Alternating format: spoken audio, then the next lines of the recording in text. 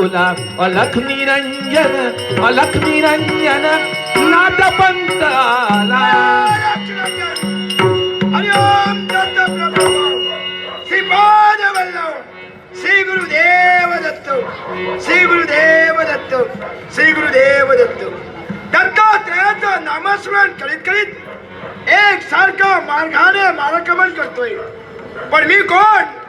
या भूतलावर मी अवतार कार्य का घेतला याचा क्षणोक्षणी या वेळीत मला यावेळी भास होतोय.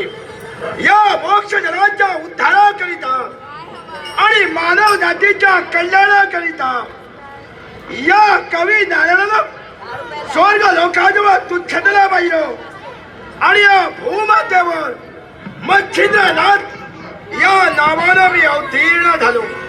तो काळ कशासाठी? तर त्यावेळी द्वापारयुग संपत आलं होतं.